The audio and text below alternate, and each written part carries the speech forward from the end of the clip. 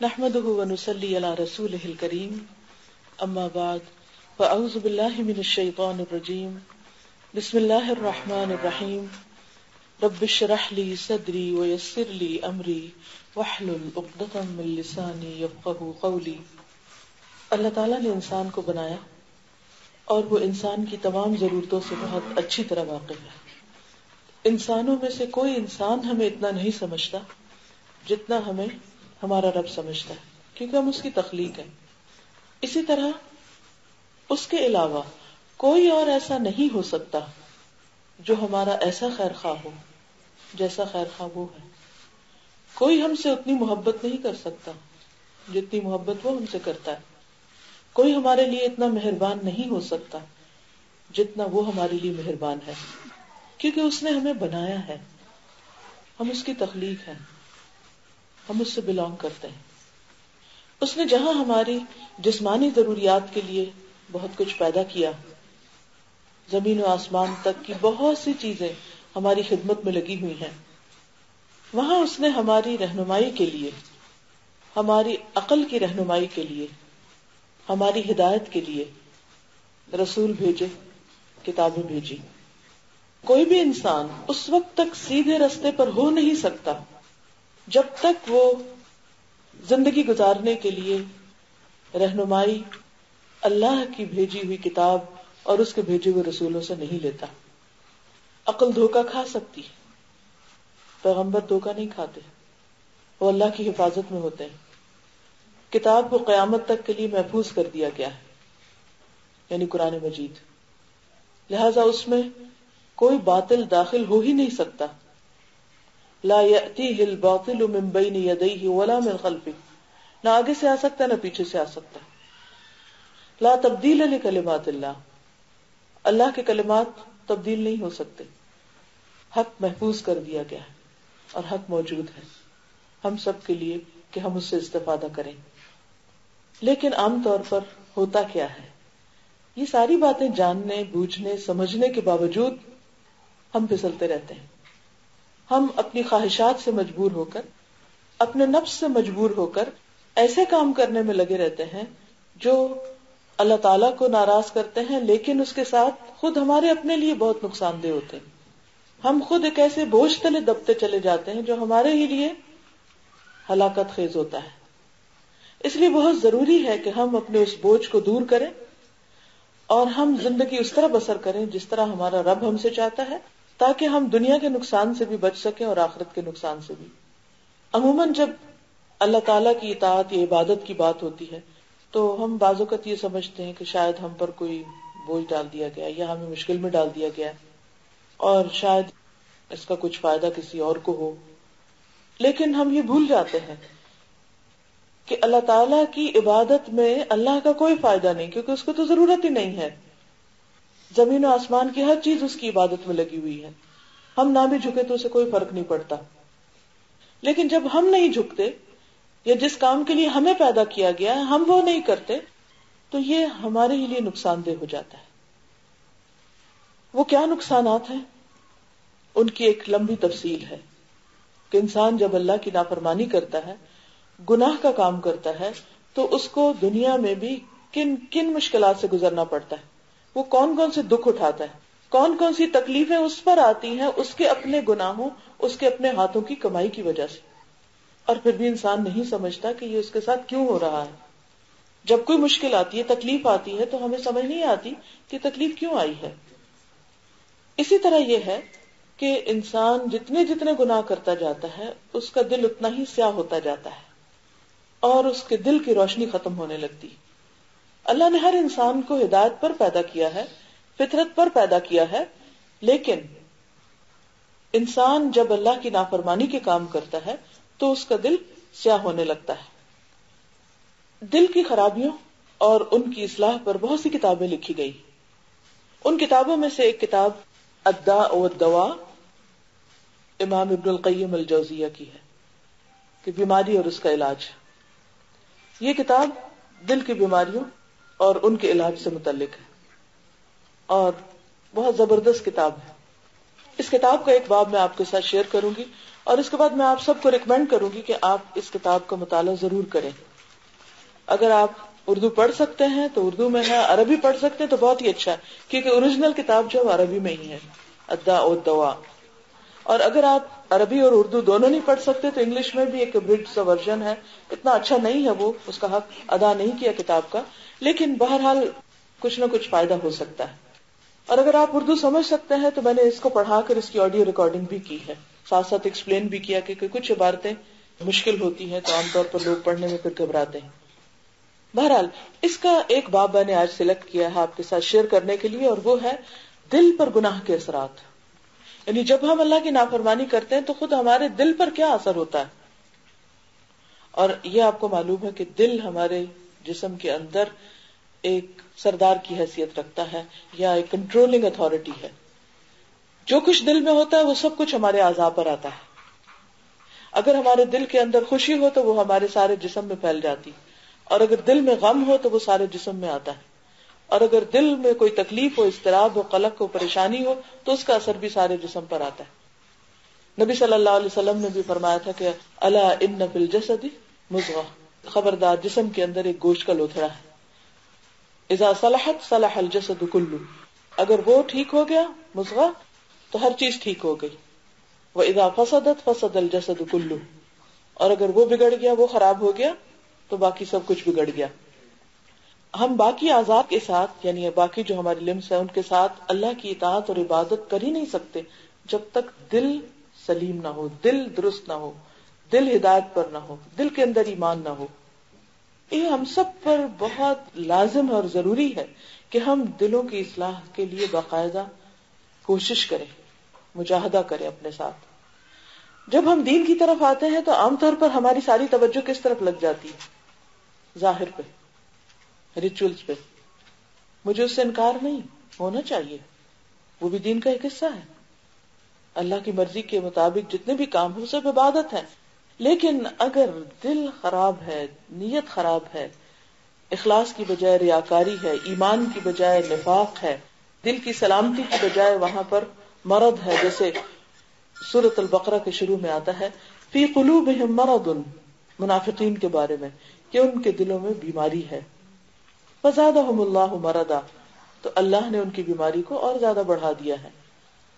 تو دل کی بیماری منافقت کو جنم دیتی ہے، اور جب انسان گناہ کرتا ہے تو دل بیمار ہوتا ہے، اور دل بیمار ہو تو انسان کے ایمان میں کمزوری آ جاتی ہے، اور جب کمزوری آتی ہے تو انسان کے اعمال کے اندر روح نہیں رہتی، وہ درست نہیں ہوتے. تو اس لیے اگر دل خراب ہے تو اس کا مطلب یہ ہے کہ ہر چیز خراب ہے. تو یہ بہت فکر مند ہونے کی ضرورت ہے. ویسے فزیکلی اگر کسی کے دل میں کوئی تکلیف ہو تو انسان فوراً دوڑتا ہے اور علاج کرتا ہے، پورا لائف سٹائل تبدیل کر لیتا ہے تاکہ دل سلامت ہو، دل صحت مند ہو. تو اگر روحانی طور پر دل بیمار ہے تو ہم کیوں سوئے ہوئے ہیں؟ ہم کو جاگنے کی ضرورت ہے. تو آئیے دیکھتے ہیں کہ دل بیمار کیوں ہوتے ہیں، یعنی گناہوں کی وجہ سے. تو گناہ کیسے کیسے اثرات ڈالتے ہیں.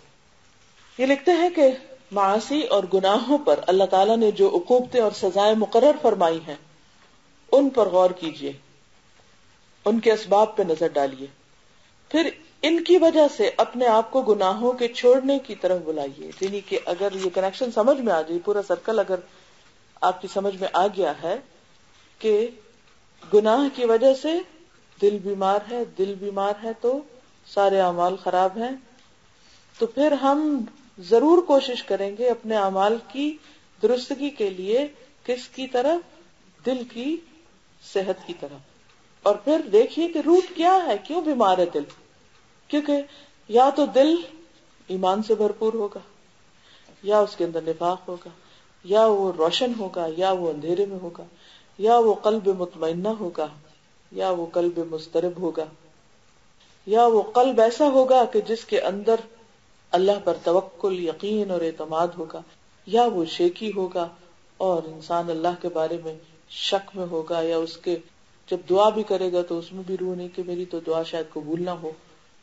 تو ہم سب کو اپنا اپنا جائزہ لینا ہے اور روٹ کاز دیکھنا ہے کہ کیا چیزیں ہیں، کون سی چیزیں ہیں، اسباب کیا ہیں کہ جس کی وجہ سے میرا دل مطمئن نہیں. باقی چیزیں چھوڑیے، شاید ان کو دیکھنے میں دیر لگے، لیکن ہم سب ایک سوال اپنے آپ سے کر سکتے ہیں کہ کیا میرا دل اطمینان سے بھرا ہوا ہے، پرسکون ہے، یا اس کے اندر خوف ہے، یا اس کے اندر بے چینی ہے، یا اس کے اندر ایک ایمپٹینس ہے؟ وہ کہاں کھڑا ہے، کیا ہے وہاں؟ کیونکہ وہ آپ ہی جھانک کے دیکھ سکتے ہیں. آپ اپنے ساتھ خود ہی آنےسٹ ہوں گے تو وہ سب پتا چلے گا.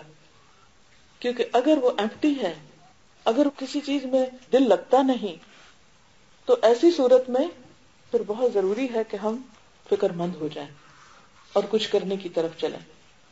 کہتے ہیں کہ کسی عاقل اور دانش مند نے، یعنی کسی بھی عقل سمجھ رکھنے والے نے، اگر ان میں سے صرف چند چیزوں کو بھی سمجھ لیا تو یہ اس کے لیے بہت کافی ہو جائیں گی. نمبر 1، دل پر گناہوں کا اثر یہ ہوتا ہے کہ انسان کے دل اور کانوں پر محرومی کی مہر لگ جاتی ہے. احساس محرومی ہوتا ہے، ایک ڈپریویشن کا احساس ہوتا ہے.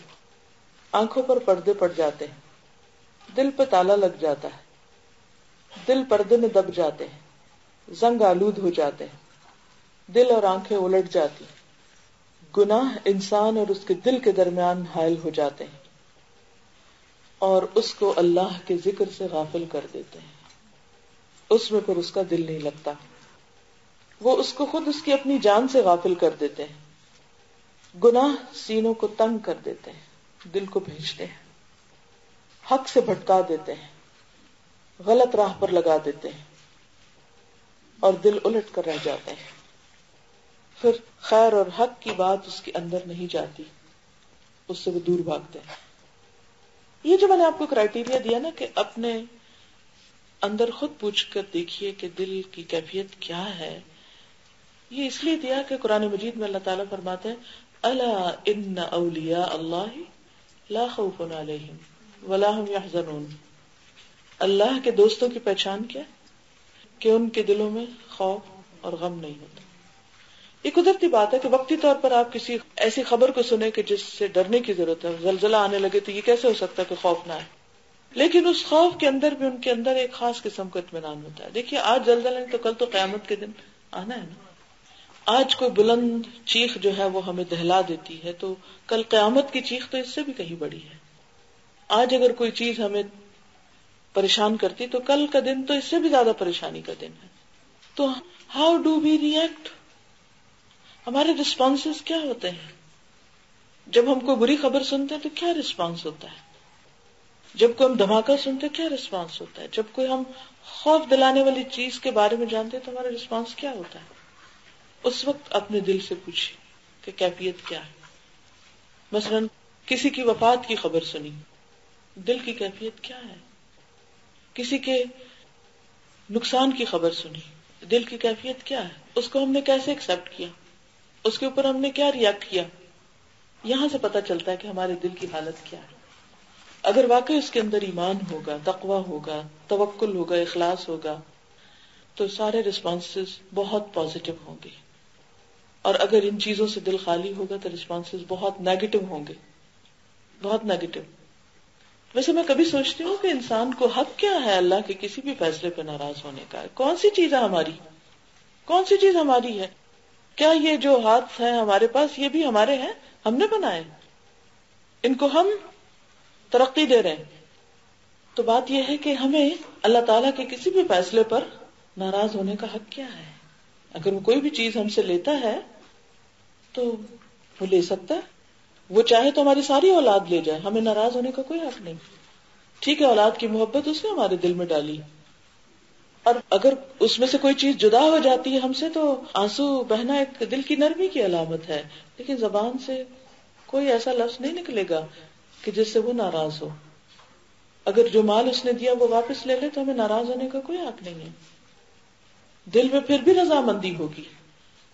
الا ان اولیاء اللہ لا خوف علیہم ولا هم يحزنون. غم آئے گا لیکن وہ اللہ سے غافل نہیں کرے گا. خوف آئے گا لیکن وہ اللہ کے قریب کرے گا. یہ پہچان ہے قلب سلیم کی کہ ہر چیز انسان کو، ہر حادثہ ہر پریشانی، ہر دکھ، ہر مصیبت انسان کو مزید اللہ کے قریب کرنے والا ہوتا ہے. لیکن اگر ایسا نہ ہو تو پھر کیا ہوتا ہے؟ ہر تکلیف، ہر مشکل انسان کو اللہ سے اور دور دور دور دور کرنے لگتی. یہی علامت ہے دل بیمار ہونے کی اور اللہ کی ناراضگی کی. کیونکہ جب بندہ اللہ سے ناراض ہوتا ہے تو اللہ تعالیٰ اس سے ناراض ہوتے ہیں. لیکن جب بندہ اللہ کے فیصلوں پہ راضی ہوتا ہے تو اللہ تعالیٰ اس سے بڑھ کر اس سے راضی ہوتے ہیں. تو دلوں کی 4 قسمیں ہیں. حذیفہ بن یمان سے روایت ہے، القلوب 4، دل 4 قسم کے ہیں. قلب اجرد، پہلا دل جو بے داغ دل ہے، جس کے اندر چراغ کی روشنی چمکتی ہے، یہ مومن کا قلب ہے. مومن کا دل اللہ کے نور سے منور ہوتا ہے. اللہ نور السماوات والارض مثل نورہ کمشکاۃ فیہا مصباح المصباح فی زجاجہ الزجاجۃ کأنہا کوکب دری یوقد من شجرۃ مبارکۃ زیتونۃ لا شرقیۃ ولا غربیہ یکاد زیتها یضیء ولو لم تمسسہ نار نور علی نور یہدی اللہ لنورہ من یشاء ویضرب اللہ الامثال للناس واللہ بکل شیء علیم. تو بات یہ ہے کہ ہمیں یہ دیکھنا چاہیے کہ کیا واقعی ہمارا سینہ وہ طاق ہے کہ جس کے اندر دل ایک چراغ کی طرح ہے، جس میں ایمان ہے اور جس کو علم کی روشنی، علم کا تیل مل رہا ہے، اور پھر وہ ایسی روشنی ہے کہ جس سے وہ خود ہی اندر منور نہیں بلکہ وہ شعائیں اور وہ وائب دوسروں تک بھی جاتی، وہ دوسروں کو بھی منور کرتی. تو پہلی قسم کا دل ہے وہ دل جو روشن ہوتا ہے، جو اللہ سے کنیکٹڈ ہوتا ہے، جسے براہ راست ایک روشنی مل رہی ہوتی ہے. دوسرا دل قلب مغطا، جس پر پردے پڑے ہوئے ہوتے ہیں. جیسے بنی اسرائیل نے کہا تھا نا کہ وقالوا قلوبنا غلف، کہ ہمارے دل پردے میں ہیں. یہ دل کافر کا دل ہے جس تک کوئی روشنی نہیں جاتی، ہدایت کی بات اندر جاتی ہی نہیں. اچھی سے اچھی بات اس کو بتاؤ سمجھ میں نہیں آئی، اسے قبول نہیں کرے گا. تیسرا قلب منکوس، الٹا دل، منافق کا دل. اور چوتھا وہ قلب جس میں ایمان اور نفاق ساتھ ساتھ ہے اور ہر چیز اپنی طرف کھینچتی. یہ اس شخص کا دل ہے کہ وہ جس ماحول میں جاتا ہے، اگر ایسی مجلس میں جائے جہاں ایمان ہے، جہاں لوگ نیک کام کریں تو وہ ادھر کھینچنے لگتا ہے. لیکن جب وہ کسی اور مجلس میں جاتا ہے جہاں پر لوگ دنیا کی باتیں کر رہے ہیں تو وہ اس میں ڈوب جاتا ہے. پھر جو چیز غالب آ جائے وہ اسی کے ساتھ ختم ہوتا ہے. یعنی یا ایمان غالب آ جاتا ہے یا پھر نفاق غالب آ جاتا ہے. اب اس میں سب سے بہترین دل جو ہے وہ منور روشن دل ہے کہ جو کہیں پر بھی ہو، چاہے وہ بازار میں ہو، چاہے وہ لوگوں کی مجلس میں ہو، چاہے دنیا کا کوئی کام کر رہا ہو، اس کے دل کا ایک کنیکشن اللہ کے ساتھ جڑا رہے گا. وہ ہر طرح کی باتیں سنے گا لیکن اس کا دل اپنے رب کے ساتھ منسلک. ایسا ہی انسان صبر کر سکتا ہے. کوئی اسے بڑی سے بڑی بات کہتے وہ آرام سے پی جاتا ہے جیسے کچھ بات ہی نہ ہو.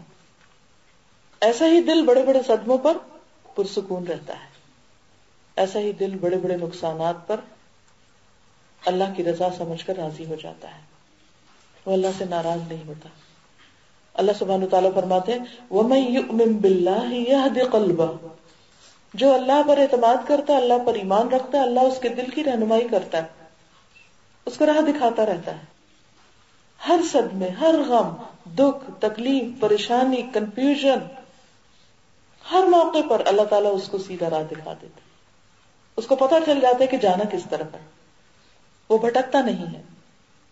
تو اس لیے ہم سب کے لیے بہت ضروری ہے کہ ہم اس دل کے لیے کوشش کریں.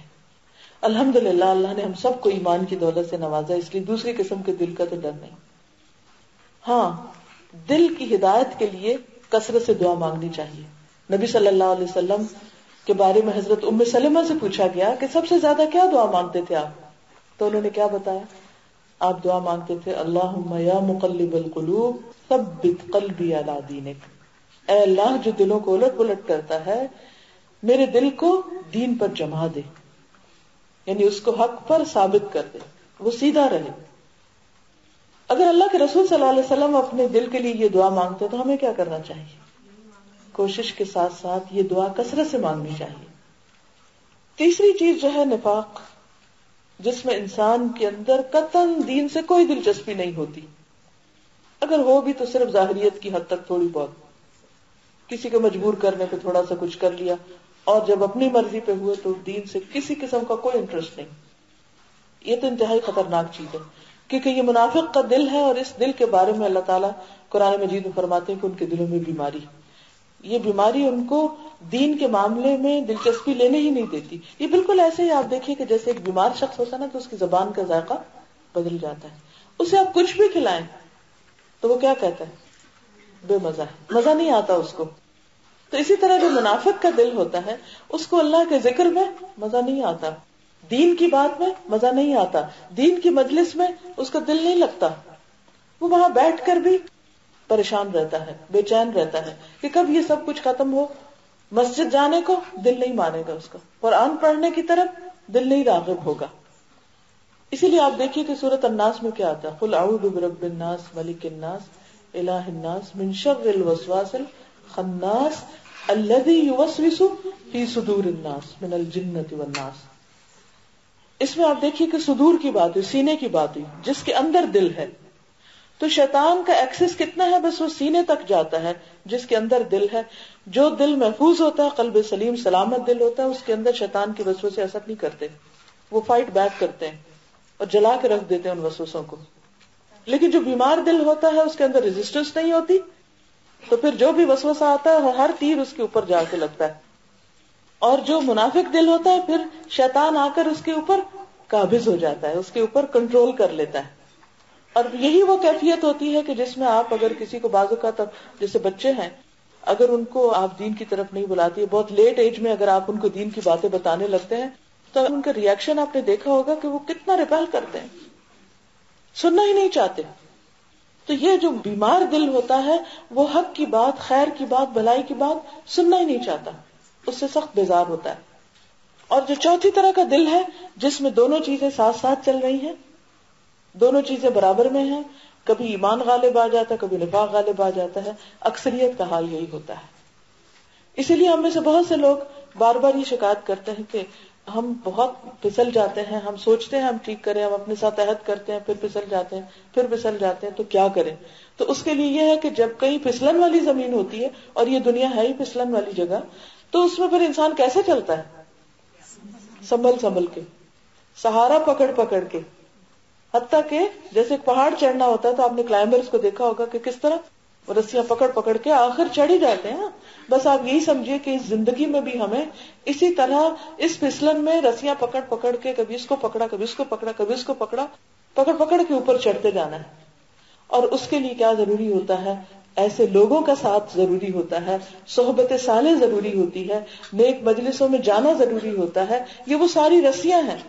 قرآن مجید کے ساتھ تعلق ضروری ہوتا ہے، کیونکہ اللہ سبحانہ وتعالیٰ فرماتے ہیں وَاعْتَصِمُوا بِحَبْلِ اللَّهِ جَمِيعًا وَلَا تَفَرَّقُوا، اللہ کی رسی کو مضبوطی سے پکڑ لو مل کر. تو وہ رسی کیا ہے؟ القرآن، قرآن مجید. تو قرآن مجید کو تھام کے رکھنا وہ بیماری کا علاج ہے. وَنُنَزِّلُ مِنَ الْقُرْآنِ مَا هُوَ شِفَاءٌ وَرَحْمَةٌ وَلَا يَزِيدُ الظَّالِمِينَ إِلَّا خَسَارًا. قرآن میں اللہ نے تو شفا نازل کی، لیکن ظالموں کا خسارے کے سوا کچھ نہیں ملتا، وہ پڑھ کے فائدہ اٹھانے کی بجائے اور بھٹک جاتے ہیں. تو قرآن مجید جو ہے وہ دلوں کے لیے شفا ہے، اور ایک ایسا مضبوط سہارا ہے کہ جس کو اگر انسان پکڑ لے تو اللہ کے فضل سے وہ پھر اس منافقت کی کیفیت سے اور اس کمزوری ایمان کی کیفیت سے نکل کر بلندی پر پہنچ جاتا ہے آخر ایک دن، اور اللہ سبحانہ وتعالیٰ کے ساتھ کنیکٹ ہو جاتا ہے. پھر اسی طرح یہ ہے کہ یہ لکھتے ہیں کہ گناہوں کی وجہ سے انسان کو عبادت خداوندی سے نفرت ہو جاتی ہے، نماز میں دل نہیں لگتا. وَإِنَّهَا لَكَبِيرَةٌ إِلَّا عَلَى الْخَاشِعِينَ، کہ نماز بہت بھاری لگتی ہے، بہت مصیبت لگتی ہے، مگر کس کے لیے مشکل نہیں؟ خاشعین، جن کے اندر خشوع ہے، عاجزی ہے، ہمبلنس ہے. اور وہ کہتے ہیں کہ اس طرح انسان عبادت سے دور بھاگنے لگتا ہے. بیمار دل والا انسان عبادت کا نام سنتے ہی پریشان ہو جاتا ہے. اسی لیے آپ دیکھیے کہ کئی لوگوں کو نماز کے بارے میں بار بار بھی کہا جاتا ہے تو وہ کا دل نہیں لگتا. لیکن جن کے اندر ایمان ہوتا ہے وہ اذان سن کر بے چین ہونے لگتے ہیں کہ دیر ہو رہی ہے, لیٹ ہو رہے ہیں, ابھی تک نہیں پڑی, وہ وقت سے پہلے ہی انتظار میں لگ جاتے ہیں. تو دونوں میں فرق ہے, ایک اذان سن کے بھاگتا ہے اور دوسرا اذان سن کر لپکتا ہے. تیسری چیز کہتے ہیں کہ گناہ دل کو بہرا کر دیتے ہیں. حق بات سننا نہیں چاہتا, زبان کو گنگا کر دیتے ہیں, حق بات نہیں زبان سے نکلتی. اندھا بنا دیتے ہیں, حق دکھتا نہیں ہے, سچائی نظر نہیں آتی. قلب اور حق کے درمیان سماعت, بینائی اور کلام کہ ویسا ہی بودھ ہو جاتا ہے جیسے بہرے کو آواز سے, اندھے کو رنگ سے اور گنگے کو بات چیت کرنے کے بعد ہوتا ہے. قرآن پاک میں اللہ تعالیٰ فرماتے ہیں فَإِنَّهَا لَا تَعْمَى الْأَبْصَارُ وَلَكِنْ تَعْمَى الْقُلُوبُ الَّتِي فِي الصُّدُورِ. بات یہ ہے کہ آنکھیں اندھی نہیں ہوتی بلکہ دل اندھے ہو جاتے ہیں جو سینوں میں ہیں. یعنی آنکھیں تو دیکھ رہی ہیں مگر آپ نے دیکھو گا ہر بندے کا دیکھنا فرق ہوتا ہے. ایک ہی واقعہ ہوتا ہے, ایک ہی خبر ہوتی ہے, آپ پڑھتے ہیں تو کچھ اور منہ سے نکالتے, دوسرا پڑھتا ہے کچھ اور منہ سے نکال رہا ہوتا ہے. فرق کس چیز کا ہے؟ ایک شخص ایک چیز کو دیکھ کر ایک سبق سیکھتا ہے, دوسرے کو کوئی سبق اس میں نظر نہیں آتا, اس کی نگاہ عبرت والی نہیں ہوتی. آنکھیں تو دونوں کی دیکھتی, ہو سکتا ہے اس کی اینک کا نمبر کم ہو آپ سے اور آپ کی اینک کا نمبر زیادہ ہو, لیکن اس کے باوجود وہ دل کے نور اور بصیرت سے آپ وہ کچھ دیکھ رہے ہو کہ جو دوسرا بغیر اینک کے, جس کو ضرورت ہی نہیں اینک کی, وہ نہ دیکھ پائے. تو کمزوری کہاں ہے؟ وہ دل میں ہے, اندھا پن دل کے اندر ہے, وہاں سے نظر نہیں آ رہا. اسی لیے اللہ تعالیٰ فرماتے ہیں افلا یتدبرون القرآن ام علی قلوب اقفالها. کیا وہ قرآن میں غور و فکر نہیں کریں گے؟ کیا ان کے دلوں پہ تالے لگے ہوئے ہیں, دل بند ہے, ان کے اندر کچھ بھی نہیں جاتا. یعنی قرآن سنتے ہیں لیکن اندر کچھ بھی نہیں اترتا, بس صرف ایک بوجھ ہے جو اکٹھا ہوتا چلا جا رہا ہے. اور اس کی علامت کیا ہوتی ہے کہ اندر نہیں اتر رہا؟ کیونکہ عمل میں کوئی تبدیلی نہیں آتی, اخلاق نہیں بدلتے, طریقے نہیں بدلتے زندگی کے. تو اس لیے ہر قرآن پڑھنے والا مختلف ہوتا ہے. ایک قرآن پڑھتا ہے اور اس کی چند آیتیں بھی اس کے لیے بہت کافی ہو جاتی. صحابہ کرام ایسے ہی لوگوں میں سے تھے نا, ان کے دل روشن تھے, ان کے اندر ایمان تھا, سچائی تھی, لہذا وہ تھوڑا بھی پڑھتے تھے اس پر عمل کرتے تھے. ہم پورا قرآن مجید ختم کر جاتے ہیں اور ہمارے اندر کوئی تبدیلی نہیں آتی. آخر کیوں؟ یہی بنیادی وجہ ہے. پھر اسی طرح کہتے ہیں کہ گناہ دل کو اس طرح دھسا دیتے ہیں جس طرح مکان اور مکان کا سارا سامان زمین میں دھس جائے. وہ دنیا کی محبت میں ڈوبے ہوئے ہوتے ہیں, اندر تک گھسے ہوئے ہوتے ہیں اور انسان کو احساس ہی نہیں ہوتا. کہتے ہیں قلب کے دھسنے کی علامت یہ ہے کہ انسان شب و روز بد اخلاقیوں کے پیچھے, گھٹیا کاموں کے پیچھے مارا پھرتا ہے, حقیر دنیا کے پیچھے مارا پھرتا ہے, اسی کے پیچھے تھکتا رہتا ہے. اب آپ دیکھیں کہ دو طرح کے لوگ ہوتے ہیں, ایک وہ جن کو نیکی کا کوئی چھوٹا سا بھی موقع ملے تو اس کی طرف بھاگتے ہیں, دوسرے وہ کہ جن کو اگر کوئی نیکی کا بڑے سے بڑا کام بھی اگر یا فائدہ پتا چلے تو وہ ان کو بلایا جائے اس طرف تو وہ کہتے ہیں ہمارے پاس وقت نہیں ہے, وی ڈونٹ ہیو ٹائم, مجھ سے تو ہوگا نہیں, میں یہ نہیں کر سکتا. کیونکہ وہ اندر دھسے ہوئے ہیں نا دنیا میں, وہ اتنے ڈوبے ہوئے ہیں, اتنے مشغول ہیں, دنیا نے اتنے پاؤں پکڑے ہوئے ہیں کہ واقعی وقت نہیں نکلتا, واقعی وہ اس سے نکل کے باہر نہیں آتے کہ کچھ کر سکے. اب دیکھیں نا کہ اگر آپ جیسے کھڑے ہیں, کوئی آپ کو دیکھتا ہے, کوئی آپ کو بلاتا ہے کہ ادھر آئیے یہ کام کیجیے تو آپ فوراً چل پڑتے, لیکن اگر آپ بستر میں گھسے ہوئے ہیں تو وہاں سے کوئی بلائے آپ کو تو اٹھنے میں دیر لگے گی نا. یہی فرق ہے. کچھ لوگ دنیا میں بس اس طرح رہتے ہیں کہ کام چلاتے ہیں, وہ دنیا کے کام کر رہے ہیں لیکن جو ہی نیکی کا موقع آتا ہے ادھر دوڑ پڑتے ہیں. اور کچھ لوگ دنیا کے اندر اتنے محو ہو چکے ہیں, اتنے انٹرسٹڈ ہیں کہ وہاں سے اپنے آپ کو پل آؤٹ کرنا اور پھر نیکی کی طرف جانا ان کے لیے بہت ہی مشکل کام ہو جاتا ہے. یہ صرف کسی اور کی بات نہیں ہو رہی ہے, ہم سب اپنے اوپر لا کے دیکھ سکتے ہیں. اور اس میں سب سے پہلی چیز جس کا سوال ہم سے قیامت کے دنوں میں وہ نماز ہے, کہ ہم نماز کو کس وقت اور کس طرح ادا کرتے ہیں. بعض اوقات ایسا ہوتا ہے نا کہ ہم کچھ سی رہے ہیں, کچھ پکا رہے ہیں, کچھ بنا رہے ہیں, کچھ کلیننگ کر رہے ہیں, کچھ کر رہے ہیں, اچھا پڑھ لیتے ہیں, ابھی کرتے ہیں. کیوں دیر کرتے ہیں؟ کبھی سوچے نماز لیٹ کیوں ہوتی ہے؟ فجر سے لے کے عشاء تک کی نمازیں لیٹ کیوں پڑھتے ہیں ہم؟ کیونکہ ہم جس چیز میں لگے ہوتے ہیں اس میں اتنے گھسے ہوئے ہوتے ہیں کہ ہم کہتے ہیں اچھا, نکلتے اس دھنسنے سے باہر آتے اتنا ٹائم ہو جاتا ہے کہ پھر وہ منافق والی نماز رہ جاتی ہے منافق کے بارے میں آتا ہے نا کہ وہ عصر کی نماز اتنی لیٹ پڑھتا ہے کہ دھوپ پیلی پڑ جاتی ہے اور پھر اللہ کو کچھ بھی یاد نہیں کرتا، اس میں چند ٹھونگے مار کے ختم، حالانکہ اس سے پہلے بھی کر سکتا تھا. تو یہ کیفیت کس وجہ سے؟ کیونکہ وہ دل دنیا کی محبت میں اتنے ڈوب گئے ہیں، اتنے دھس گئے ہیں، دنیا میں اتنی دلچسپی اور انٹرسٹ بڑھ گیا ہے کہ ان کاموں میں تو خوب مہارت ہو گئی ہے، لیکن قرآن ایک آیت بھی ٹھیک پڑھنی نہیں آتی. اور اگر کوئی موقع بھی ہو، گھر کے سامنے بھی کوئی پڑھانے والا ہو، تو وقت نہیں ہے کہ اب ٹھیک کریں، اور اب تو میرا تو کچھ ہو ہی نہیں سکتا. باقی کوئی بھی کام سیکھنے کے لیے ہم کبھی بوڑھے نہیں ہوتے. جب دین کی کوئی بات آتی ہے تو ہم اپنے آپ کہتے ہیں کہ اب تو عمر گزر گئی. پھر اسی طرح یہ ہے کہ جس دل کو اللہ بلندی دیتا ہے اور اپنا مقرب بنا لیتا ہے، ایسا دل ہر وقت اچھے اعمال، بلند اخلاق اور اچھے کاموں کے گرد گھومتا رہتا ہے. یعنی وہ چاہے دنیا کے کام کر رہا تھا، مگر اس کے دل میں جو خیالات آ رہے ہوتے ہیں وہ اچھے اچھے کاموں کے کرنے کے آ رہے ہوتے ہیں کہ مجھے اس کے بعد یہ کرنا ہے، پھر یہ کروں گا. پھر یعنی اس کے سامنے ایک ہوپ ہوتی ہے اور ایک منصوبے ہوتے ہیں اچھائی کی طرف جانے کے. بعض اسلاف کا قول ہے یہ قلوب ہمیشہ گھومتے پھرتے ہیں، لیکن بعض عرش کے ارد گرد گھومتے ہیں اور بعض غلاظتوں کے ارد گرد. دنیا کو غلاظت کیوں کہا گیا؟ وہ ایک حدیث یاد ہوگی آپ کو جس میں آپ صلی اللہ علیہ وسلم ایک مردار کے پاس سے گزر رہے تھے، تو آپ نے فرمایا کہ یہ بکری کے مرے ہوئے بچے کو کون 2 درہم میں خریدنا پسند کرے گا؟ تو لوگوں نے کہا ہم تو مفت میں نہیں لیں گے. تو فرمایا کہ دنیا اللہ کے نزدیک اس سے بھی زیادہ خراب چیز ہے، حقیر چیز ہے، لیکن ہم اس کے تو خریدار بنے ہوئے ہیں، مگر دین کے کام، نیکی کے کام، اس کے لیے ہمارے لیے مشکل ہوتی. تو کچھ لوگوں کے دل عرش کے گرد گھومتے ہیں، یعنی اللہ کی محبت میں ڈوبے اور اس کی طرف گھومتے رہتے ہیں. ہر چیز میں وہ یہ سوچتے ہیں اچھا اس کام سے ہمارا رب کتنا راضی ہوگا، اس کام سے ہمیں کیا ملے گا، اس سے کیا. اچھا کچھ لوگ الٹا سوچتے ہیں اچھا اس کام سے ہمیں دنیا میں فلاں چیز کا کتنا فائدہ ہوگا، فلاں کو ملوں گا تو مجھے کیا ملے گا، فلاں کے لیے میں کچھ کروں گا تو مجھے اس سے کیا فائدہ ہوگا. وہ سارا وقت صرف حقیر چیزوں کے فائدوں کو سوچتے رہتے ہیں. وہ چھوٹے سے چھوٹے کام بھی یہ سوچ کے کریں گے کہ اس کا مجھے کوئی دنیا کا فائدہ ملے. کسی بیمار کی عادت ہو، کسی تکلیف دہ کی تکلیف دور کرنا ہو، کسی مشکل میں، وہ ہر وقت یہ سوچے گا اچھا مجھے کیا ملے گا. جس شخص کو یہ یقین ہو جائے کہ ہمارا رب وہ ہے جو ذرہ برابر بھی نیکی کو ضائع نہیں کرتا، وَمَن يَعْمَلْ مِثْقَالَ ذَرَّةٍ خَيْرًا يَرَهُ، ایک ڈاٹ کے برابر بھی اگر نیکی کے کسی، یعنی اگر آپ نے ایک سینٹنس لکھا ہے اور اس میں کسی نے ایک اچھا نیکی کا سینٹنس لکھا اور آپ نے صرف ڈاٹ ڈالا تو آپ کو ڈاٹ کا بھی اجر مل جائے گا، وہ اس کو بھی ضائع نہیں کرے گا. تو جس شخص کو یہ یقین ہو وہ نہ چھوٹی نیکی کو چھوڑے گا نہ بڑی کو، وہ موقع دیکھے گا اچھا میرے کنٹریبیوشن اس میں ایک ڈاٹ کا، میں یہ ڈاٹ ہی ڈال دوں کیونکہ میرا رب تو ڈاٹ کو بھی وزن دے گا. ایک لقمہ بھی احد پہاڑ برابر ہو جائے گا جو صدقہ خیرات کا انسان کرتا ہے.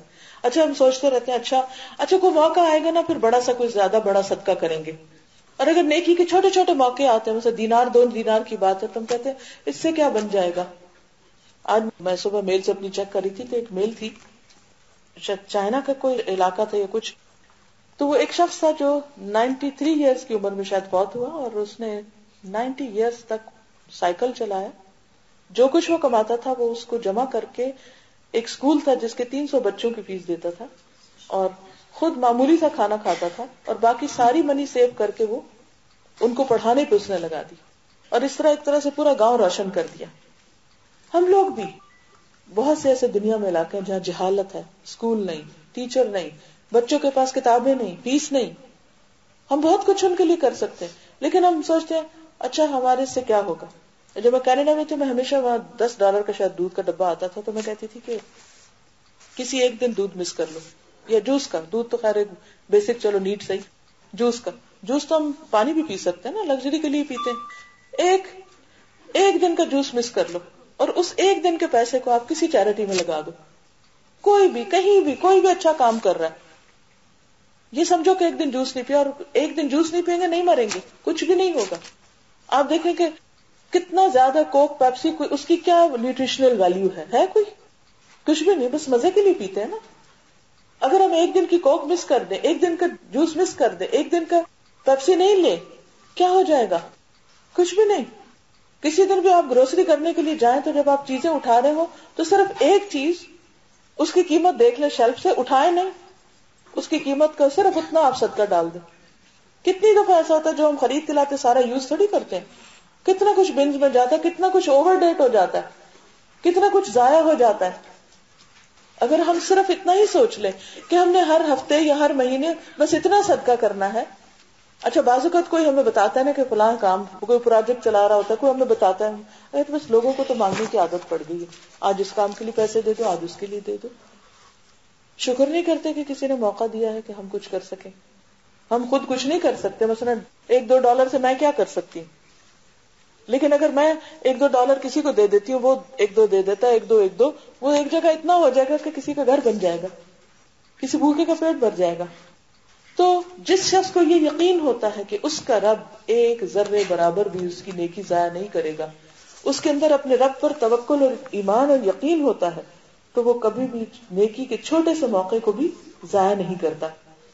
پانچویں چیز یہ بتاتے ہیں کہ گناہوں کا نقصان یہ ہوتا ہے کہ دل مسخ ہو جاتے ہیں, جیسے شکلیں مسخ ہوتی ہیں, دل حیوانی شکل اختیار کر لیتے ہیں.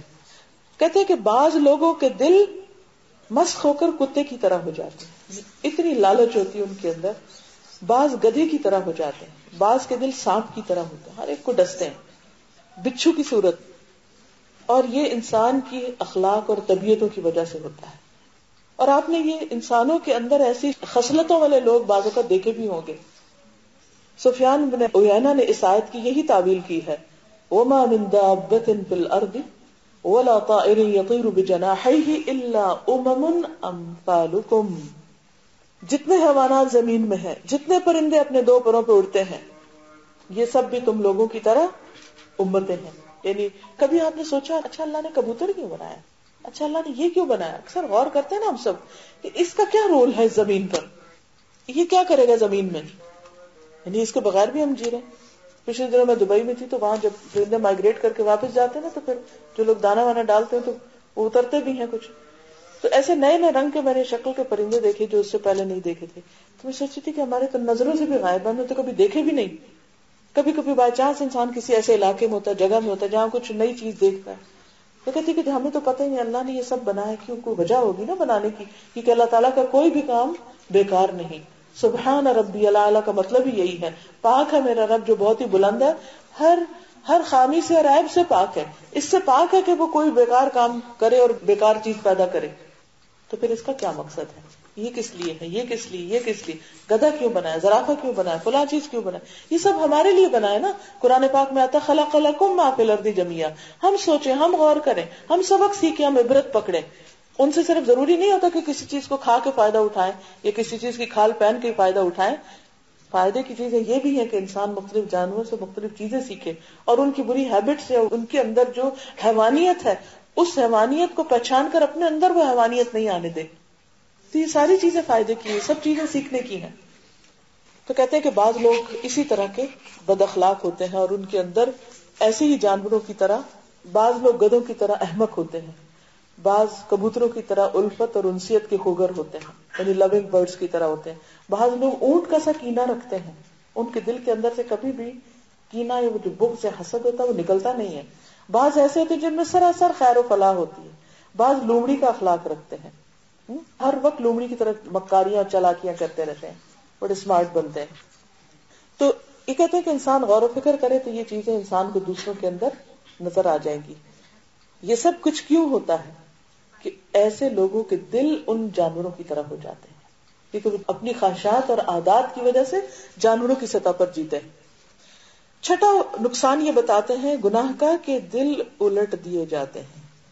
انسان کا دل, جیسے آپ دیکھیں نا, گلاس اگر سیدھا ہے تو خیر آئے گی نا, اس میں پانی آئے گا, اور اگر یہ الٹا ہے تو اس میں کچھ نہیں آئے گا.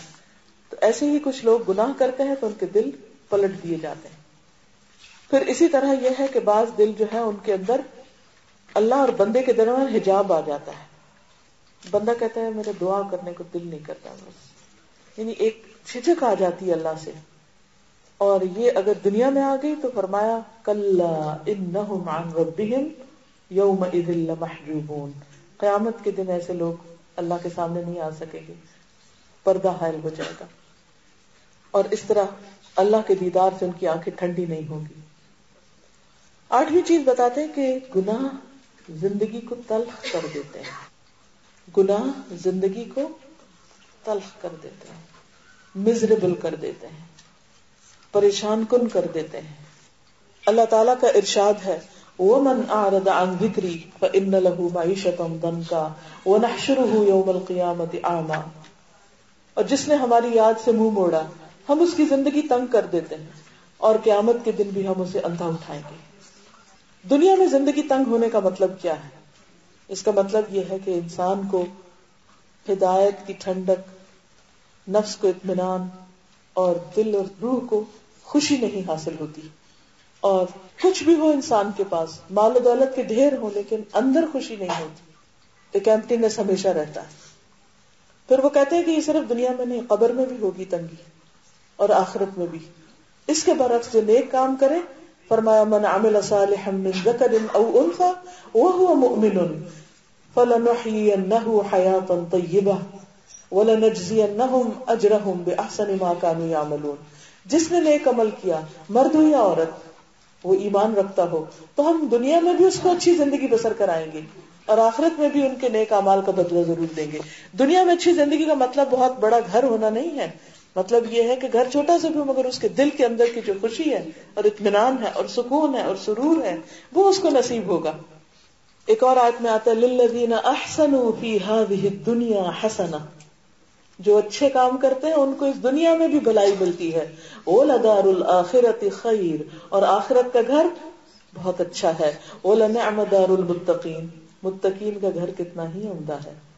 جن کے دل میں اللہ کا ڈر ہے، وہ یہاں ہو، وہ قبر میں ہو، وہ آخرت میں ہو، وہ ہمیشہ ایک اچھی زندگی بسر کرتے ہیں، ایک اطمینان والی، سکون اور دل کی تنگی سے پاک. ان کے دل کھلے ہوتے ہیں، ان کے دلوں میں ایک مثبت خیال ہوتے ہیں، وہ دوسروں کے لیے بھی اچھا سوچتے ہیں، وہ دوسروں کو معاف کر سکتے ہیں، وہ مصیبتوں پہ صبر کر سکتے ہیں، وہ مشکل حالات میں اللہ پہ توکل کر سکتے ہیں.